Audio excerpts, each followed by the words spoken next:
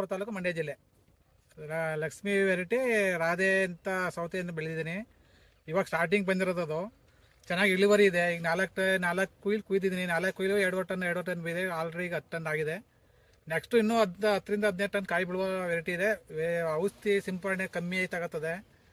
ಚೆನ್ನಾಗಿದೆ, ಮಾಡ್ಬೋದು. ಎಲ್ಲ ನೀವು ರೈತ ಬಾಂಧವಗಳಿಗೆ ಎಲ್ಲ ಬೆಳಿಬೋದು, ಮಾಡ್ಬೋದು, ಮಾಡಿ. ನಾನು 4ರಿಂದ 5 ವರ್ಷದಿಂದ ನಾನು ಸೌತೆ ಬೆಳಿತಿದ್ದೀನಿ. 5 ವರ್ಷದಿಂದ ಮಾಮೂಲಿ ವರ್ಷಕ್ಕೆ 2 ಎಕರೆ ತಪ್ಪರು 3 ಎಕರೆ ಸೌತೆ ಬೆಳಿತಿದ್ದೀನಿ. ಎಲ್ಲ ವೆರೈಟಿಗಿಂತಲೂ ಪರವಾಗಿಲ್ಲ ಇದು ರಾಧೆ. ಎಲ್ಲ ಮಾಡ್ಬೋದು, ಮಾಡಿ. ಇದಕ್ಕೆ ಔಷಧಿ, ರಾಧೆಗೆ ಔಷಧಿನೂ ಕಮ್ಮಿ.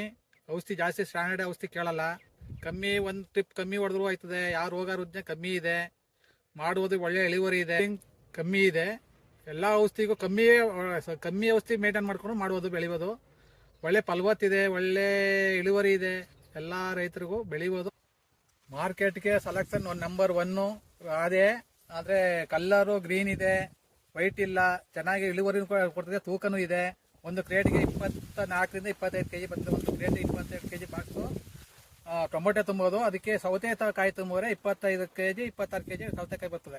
ಪ್ಯಾಕೆಟ್ ನಡೀತೀನಿ ಇವಾಗ. ಈಗ ಆಲ್ರೆಡಿ 10 ಟನ್ ಆಗಿದೆ. ಇನ್ನು 10 ಟನ್ ಕುಯ್ಯೋದು. ಆಲ್ರೆಡಿ 10 ಮೇಲೆ ಕುಯ್ಯೋದು. ಕಮ್ಮಿ ಅಂದ್ರೆ 10 ಟನ್ 20 ಟನ್ ಕುಯ್ಯೋದು.